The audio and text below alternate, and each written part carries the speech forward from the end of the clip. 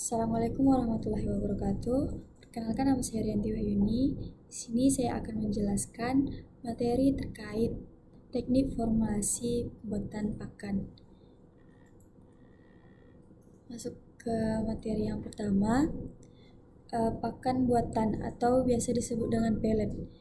Pelet ini merupakan pakan yang dibuat atau diramu dengan formulasi tertentu berdasarkan pertimbangan kebutuhan nutrisi biota air yang bersangkutan. Diharapkan dapat menghasilkan pakan ikan yang memiliki standar mutu dengan tinggi dengan biaya yang murah. Nah, kelebihan dari pakan buatan ini yaitu dapat disimpan dalam jangka waktu yang lama. Kemudian, pembuatannya praktis dan efisien dan memanfaatkan limbah industri pertanian. Kemudian, sifat dan syarat dalam pembuatan pakan ini harus mudah dicerna dalam usus ikan. Kemudian, sesuai dengan perilaku ikan dari pakan yang tenggelam atau maupun terapung. Kemudian harus tahan lama dalam air, terutama bagi pakan udang. Dan terakhir harus mempunyai aroma sebagai daya tarik. Misalnya ada adanya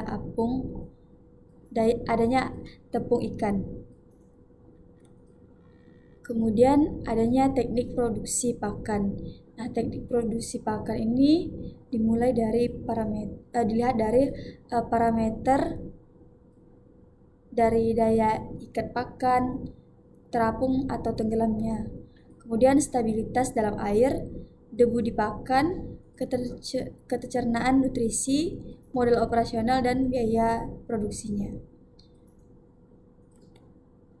Kemudian feed ingredients maupun feed additives yang merupakan pakan yang baik harus mampu menyediakan beberapa sumber. Yang pertama ada energi, kedua protein dan asam amino yang dibutuhkan, vitamin dan mineral, dan bahan adiktif untuk meningkatkan laju pertumbuhan dan kesehatan.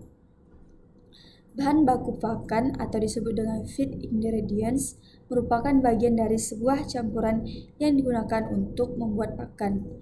Kemudian untuk feed additive merupakan bahan tambahan yang atau bahan baku aktif yang ditambah ke dalam campuran untuk memenuhi kebutuhan tertentu. Salah satu contohnya ada asam amino, vitamin, mineral, enzim, dan bahan medikasi. Kemudian tahapan dari pembuatan pakan.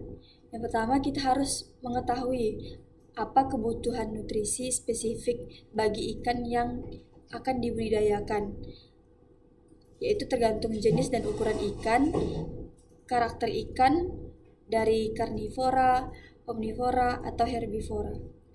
Kemudian melakukan pendataan jenis bahan baku yang tersedia, menyusun formulasi pakan yang ekonomis dan berkualitas.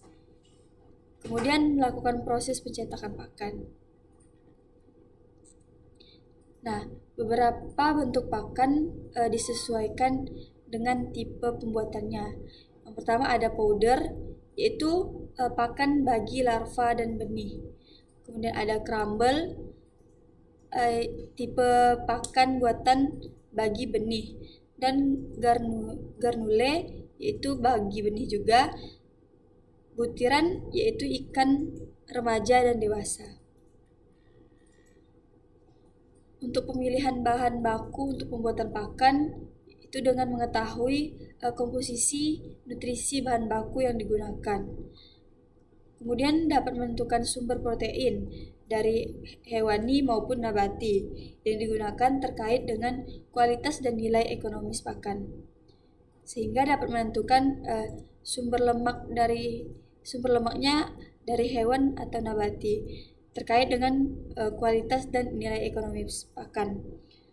Selanjutnya itu mengetahui kandungan zat anti nutrisi yang terkandung dalam pakan, menggunakan bahan baku yang sifatnya kompatibel dengan mesin pakan yang digunakan, dan suplai bahan bak harus bersifat sustainable. Selanjutnya yaitu bahan baku pakan buatan, yaitu ada tepung ikan, tepung kedelai, tepung jagung, minyak ikan, vitamin E dan C, Untuk masih impor ada tepung ikan yaitu Chile dan Argentina, dan tepung jagung dan kedelai ada di Amerika dan Kanada. Selanjutnya, untuk memilih dan menghitung kebutuhan bahan baku dilihat dari protein, yang dimana ikan ini membutuhkan protein berkisar antara 20-60%. Untuk kelompok ikan karnivora lebih dari 30%. Fungsi dari protein dalam tubuh ikan yaitu sebagai sumber energinya, kemudian pertumbuhan maupun pembentukan jaring tubuh, perbaikan jaring tubuh yang rusak, pembentukan gamet, dan proses osmoregulasi di dalam tubuhnya. Nah, untuk kebutuhan nutrisi ikan, proteinnya terbagi menjadi 3 jenis, yaitu dari jenis ikan karnivora yang memiliki protein tinggi lebih dari 40%. Contohnya pada ikan kerapu dan kakap. Omnivora memiliki protein sedang 30-40%. Contohnya pada udang dan ikan nila. Dan sedangkan herbivora protein sedangnya berkisar 20-30%. Contohnya yaitu ikan bandeng. Untuk memilih dan menghitung kebutuhan bahan baku bagi lemak atau lipid. Nah, untuk lemak dan lipid ini kebutuhan lemaknya berkisar 4-18% dengan sumber lemak lipid yang terdapat pada hewani yaitu pada lemak sapi, ayam, kelinci, dan minyak ikan. Dan untuk lemak nabatinya terdapat dari jagung, biji kapas, kelapa sawit, kacang tanah, kacang kedelai. Dan fungsi lemak ini memiliki sumber fungsi bagi energi dan pemeliharaan tubuh serta proses metabolisme pada ikan. Selanjutnya, untuk memilih dan menghitung bahan baku bagi karbohidrat, yaitu kebutuhan karbohidrat bagi ikan itu berkisar 20-30%. Dengan sumber karbohidrat ini dapat diambil dari jagung, beras, dedak, tepung terigu, tepung tapioka, dan tepung sagu.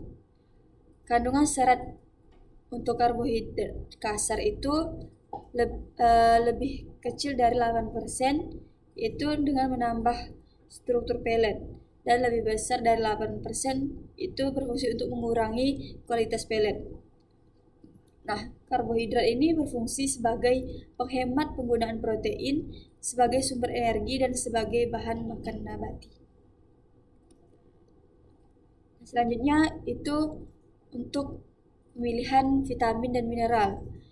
Nah, kebutuhan vitamin dan mineral bagi ikan itu berkisar 2-5% dengan kandungan vitamin dalam pakan buatan bergantung dari bahan baku yang digunakan dan bahan yang ditambahkan. Untuk jumlah vitamin dapat berkurang atau rusak selama proses pembuatan dan penyimpanan pakan, sehingga perlu dilakukan penambahan vitamin lagi. Kemudian untuk vitamin yang akan rusak karena penanganan kurang cermat, baik selama proses pembuatan maupun penyimpanan pakan yang terlalu lama, itu kurang dari 3 bulan. Nah, keutamaan penggunaan tepung ikan yaitu dilihat dari kandungan total sulfur amino acid, yaitu mengandung HUFA di level optimal. Kemudian memiliki palatability, properties, density nutrisi yang lebih baik, dan X faktor pertumbuhan bagi ikan. Nah, di sini ada tabel database makronutrisi bahan baku untuk pembuatan pakan ikan. Nah, untuk database makronutrisi bahan baku ini ada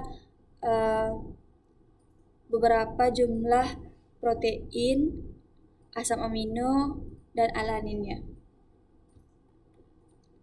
Kemudian ada faktor influencing pellet quality. Nah, selanjutnya yaitu formulasi pakan. yang merupakan rumus pakan dengan komposisi bahan pakan yang diperlukan sesuai dengan macam pakan yang akan kita buat. Nah, untuk menghitung formulasi bahan pakan berdasarkan kebutuhan proteinnya, diperlukan informasi dan pengetahuan mengenai presentasi kandungan nutrisi yang ada dalam setiap bahan baku pakan melalui analisis proksimat atau uji laboratorium dan studi literatur.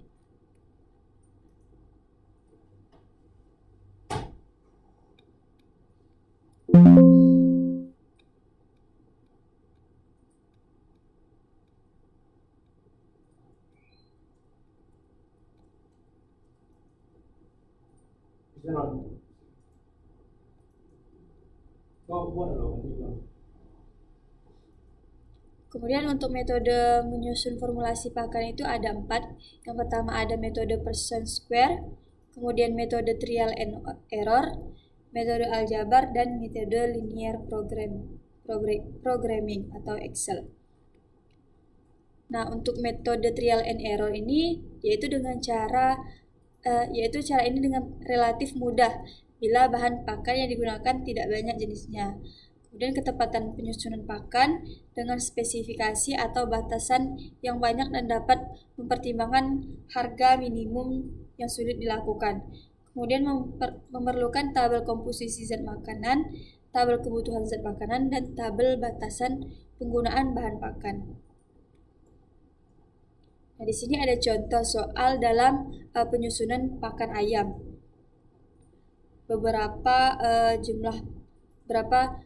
Jumlah proteinnya yang akan dibuat dan kekurangan proteinnya. Nah, selanjutnya ada metode aljabar yang dimana metode aljabar ini merupakan metode perhitungan secara matematika bila mengetahui satu bahan pakan kemudian dicampur apa agar bisa memenuhi kandungan nutrisi tersebut. Nah, di sini contoh formulasi metode perhitungan aljabar yang menggunakan persamaan matematika untuk penyusunannya. Selanjutnya ada metode Poisson square atau segi 4 Poisson yang dikembangkan oleh Carl Poisson pada abad 19 dan menjadi pelopor penggunaan metode statistik dalam berbagai penelitian dari bidang biologi maupun pemecahan berbagai permasalahan yang bersifat sosioekonomis. Nah, dasar dari penyusunan formulasi pakan dengan metode ini yaitu dengan adanya peningkatan protein bahan-bahan pakan. Tingkatan tersebut dibagi menjadi 2, yaitu ada protein basal dan protein suplemen. Di sini ada tabel jenis bahan baku pakannya dan beberapa persen protein, karbohidrat, dan lemak yang akan kita buat dengan beberapa presentasi tingkatan protein.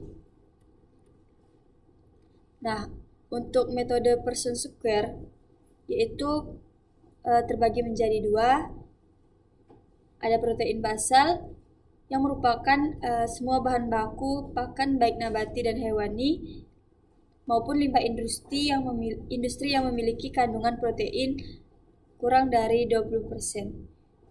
Kemudian protein suplemen yang dimana semua bahan baku baik nabati, hewani, limbah industri yang memiliki kandungan protein lebih dari 20%.